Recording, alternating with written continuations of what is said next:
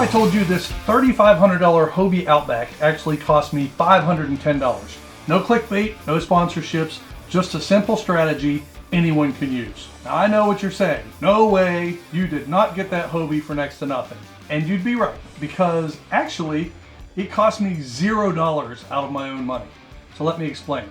I'm a retired guy who's figured out how to fund my fishing addiction without touching my savings. It all started with flipping a free bike I found, in the trash I might add, which turned into $175, which then turned into an eBay business. And that business, it started funding this entire channel. But the real magic happened when I discovered the watch market. So here's how I turned $510 into a brand new Hobie kayak. This channel, it really all started with a Kevlar canoe and a few 13 fishing bait casters. I bought them for a great price, I didn't like them, and I sold them for a profit. So here's where the $510 comes into play. One day at a yard sale, I bought a limited edition Casio watch for 25 bucks. It was new, and I knew it was worth more. So here's your first flipping pro tip. Check yard sales early. And sellers often don't research these limited editions. And then that same day, I saw two watches on Facebook Marketplace for $125 that looked good. I wasn't immediately familiar with one of them, but after a bit of digging, I decided they had some profit potential. Worst case, they were cool watches and I'd wear them. You know, I mentioned in a recent video how I've got, whatever it is, 12 or 15 watches. I'm a watch guy. And that's why this started to work out for me, because I already know watches. I already sort of know some of the values and which brands are good and which ones aren't. So here's the next little pro tip. If you know things really well and you see something cool that you've never heard of, that could be a niche brand, and niche brands can lead to some pretty good deals. So anyway, on those two watches, I offered the guy 110 bucks. He was asking 125, and he took it. So now over the next couple of weeks, I sold those three watches for a combined $425. I spent 135 bucks. I got $425 in my pocket. Now a week later, I found a Tag Heuer, or Tag Heuer. How do you say that? How do you say Tag Heuer? It's Tag Heuer, I think. So a few weeks later, I found a Tag smartwatch for $475. But it was about 3 hours away. The pictures the guy took were horrible. They were dark, the watch hadn't been cleaned. He didn't even power it up. It was a smartwatch. It had been listed for weeks. So here's the next little pro tip. Bad photos can equal good deals. I chatted up the guy on Facebook and eventually offered $425, and he not only agreed to my price, but he agreed to ship it to me for $425. So then a couple weeks later, I flipped that watch for $725. So now, I've spent 135 bucks and I got $725 in my pocket. So then I found another Tag, I'm not gonna try to pronounce the second word, that was for sale in Texas. I think the guy wanted $1275. His pictures also sucked. It looked like it needed a polish, and he had the wrong model number listed. So anybody looking for this watch wouldn't find it, and people looking for the model he listed wouldn't be interested in it. So here's another little pro tip.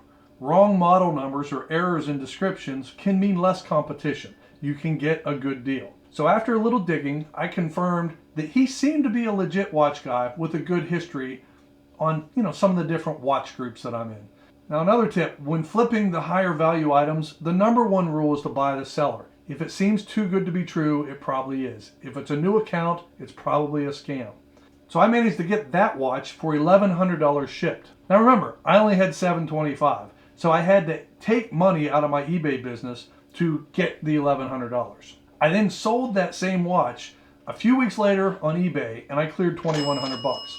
So now I've spent $510, there's that number, and I got $2,100 bucks. You can see where this is going, right? So the next watch, and I kind of wish I would have kept this one. Man, this thing is beautiful. It was a Breitling Super Ocean. The white-faced version of this is still kind of uncommon, and I knew that, but I had to drive to Rochester, New York to get it. It was like 3.5 hours each way. But I was able to get the watch and an automatic watch winder for $2,100. The guy just wasn't comfortable selling it any way other than being in person. So then when I listed the watch on eBay, I got a few offers really quickly that were essentially break even for me. But there were none listed anywhere on any marketplace cheaper than mine, and mine was nicer than most. So I held my ground. So here's the next pro tip. Don't take those break even offers if you know you have something special and you know its value. So it didn't take long, maybe a few more weeks, and someone paid full price for the watch.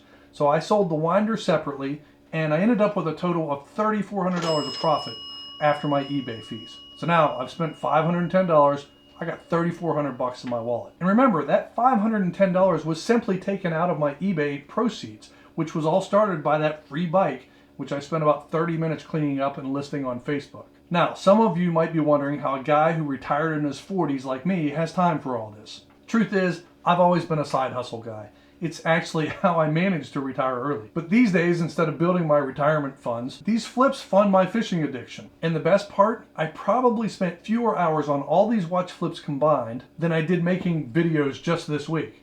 And I definitely made more money. So while I was looking for that next watch flip, a great deal on the Hobie came up from a local authorized dealer.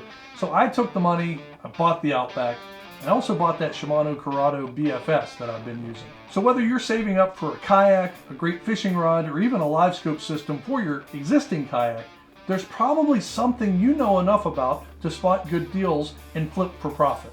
Now, making a living as a flipper is hard. You know, I kind of did it almost full time for a couple years, but making a little cash to buy some toys, it's not only easy, it's probably fun for you as well. That's how I bought my Hobie Outback for $510. I mean, basically how I got it for free, just a little bit of my time. So have you ever flipped any items? What's your best story? Leave it in the comments below. I'm looking forward to a good conversation here.